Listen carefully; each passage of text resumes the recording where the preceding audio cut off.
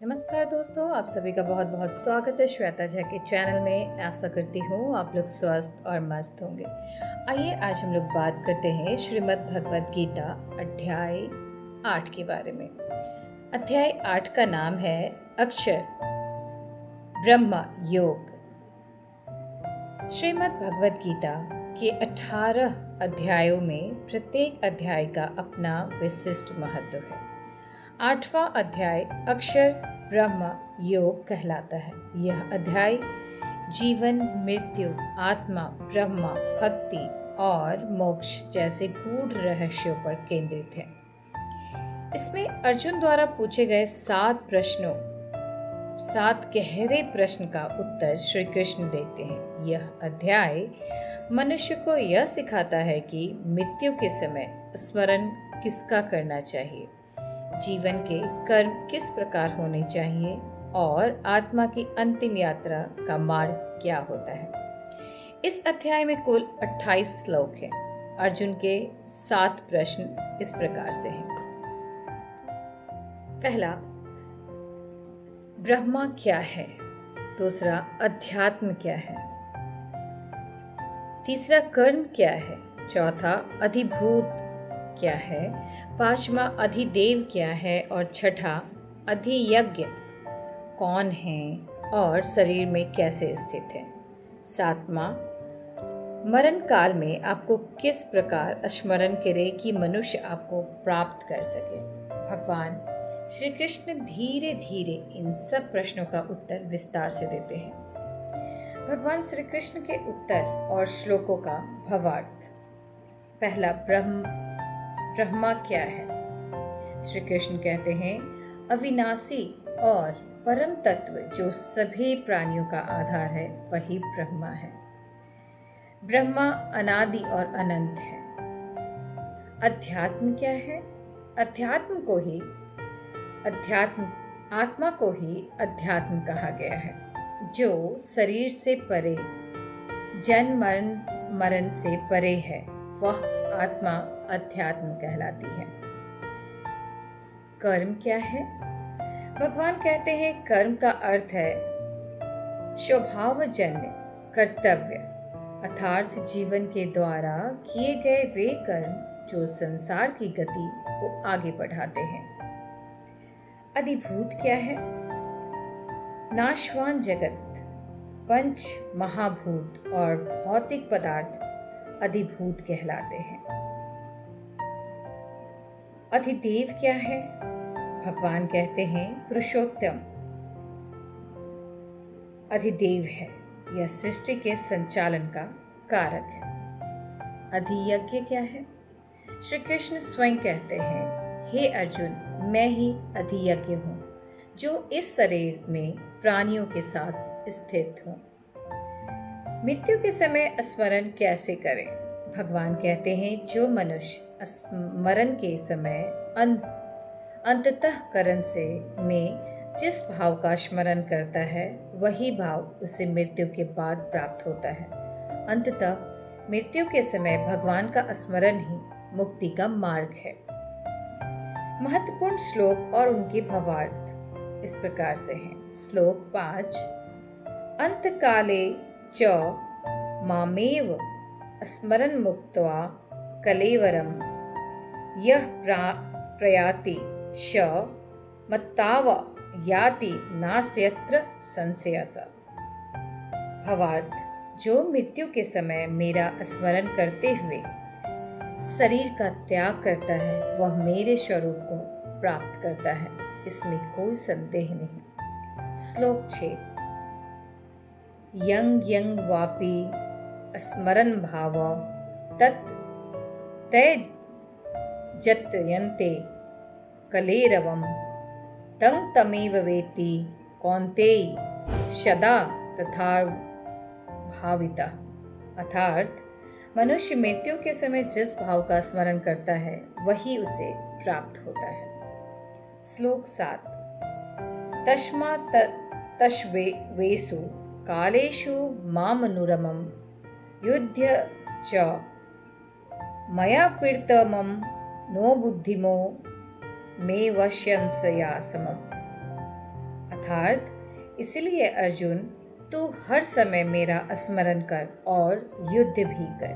इसमें मुझ में अर्पित मन और बुद्धि वाला तो निश्चित ही मुझे प्राप्त होगा। श्लोक 16 इस प्रकार से है। आब्रहा भुवनालोका पुनराविंतरो अर्जुना मामुपेत्य तु कौन्तेय पुनर्जन्म न विद्यते। अर्थात ब्रह्मलोक तक भी सभी लोग नाशवान हैं और वहाँ से भी पुनर्जन्म होता है, परंतु जो मुझे प्राप्त कर लेता है उसे जन्म मरण का चक्र नहीं होता। श्लोक 17 इस प्रकार से है। सहस्त्रयुग पर्यंतमं महर्द ब्रह्माणो विदो रात्रि युगसहस्राणा ते अहोरात्रविदो जना। अर्थात ब्रह्मा का एक दिन सहस्त्र चतुर्थ युगों में बराबर होता है और उनकी रात्रि भी उतनी ही लंबी होती है।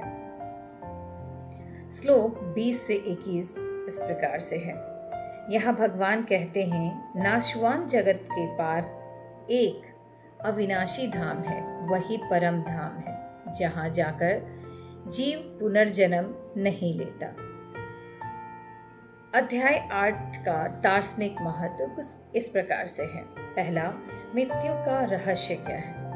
यह अध्याय बताता है कि मृत्यु अंत नहीं है, बल्कि आत्मा की यात्रा का नया चरण है।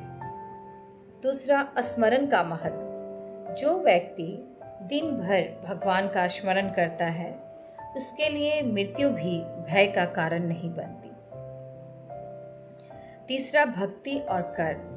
केवल ज्ञान ही नहीं, कर्म और भक्ति का संतुलन ही मोक्ष की ओर हमें ले जाता है। चौथा, लोकों का सत्य। यहाँ ब्रह्मलोक, देवलोक, मृत्युलोक आदि का वर्णन है और यह स्पष्ट किया गया है कि सभी लोग नश्वर हैं, केवल भगवान का धाम ही शाश्वत है। आइए हम लोग जानते हैं वैज्ञानिक दृष्टिकोण से अध्याय 8 के बारे में, अक्षर ब्रह्म योग के बारे में। पहला है स्मरण और मृत्यु का क्षण।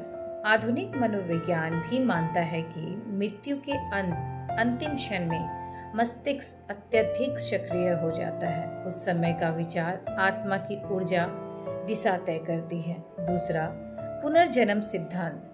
यह अध्याय पुनर्जन्म की अवधारणा को स्पष्ट करता है, जिसे अब कई वैज्ञानिक भी नियर डेथ एक्सपीरियंस NDE के आधार पर स्वीकारते हैं। तीसरा, ऊर्जा का शाश्वत सिद्धांत। विज्ञान कहता है कि ऊर्जा नष्ट नहीं होती, सिर्फ रूप बदलती है। गीता भी यही कहती है कि आत्मा अविनाशी है, सिर्फ एक शरीर से दूसरे शरीर में प्रवेश करती है। जीवन में उपयोग। यह अध्याय हमें सिखाता है कि जीवन भर भगवान का स्मरण करते रहना चाहिए, ताकि मृत्यु के समय मन उसी में स्थिर हो। जाहिर सी बात है, हम अगर दिन भर, या हमारा एक हैबिट होता है कि हम दिन भर क्या करते हैं, क्या सोचते हैं, हम कुछ भी करें, हमारी कुछ ऐसे पर्टिकुलर हैबिट होते हैं जो वो हम, या सोच होता है जो हम हमेशा सोचते रहते वो चीज़ कर रहे होते हैं, चाहे वो हम अच्छे सिचुएशन में हो या क्रिटिकल सिचुएशन में हो, बुरे सिचुएशन में हो, जैसे भी हो, हम उस चीज़ को कंटिन्यू करते हैं, चाहे वो हमारा थॉट प्रोसेस हो या किसी को याद करने की हो या जो भी हो। अगर वो जो हम कंटिन्यू करते वो एक हमारा हैबिट हो जाता है, और अगर मरते वक्त हमारा जो कुछ भी हैबिट है, जैसे अगर किसी को भगवान का नाम लेने का हैबिट है, ये आदत हो जाती है, तो वो मरते वक्त भी भगवान को याद करता है, या कोई अपने बच्चे को याद करते हैं, या कुछ अपने कर्म के प्रति इतने डिवोटेड होते हैं कि वो अपने काम के बारे में सोच रहे होते हैं कि हम और अच्छा क्या कर सकते हैं। तो जो हमारे अंतिम मरने के समय जो हमारी सोच होगी, वही हमारा मृत्यु के समय, वो उसी चीज़ को हम मृत्यु के समय भी सोच सकते हैं।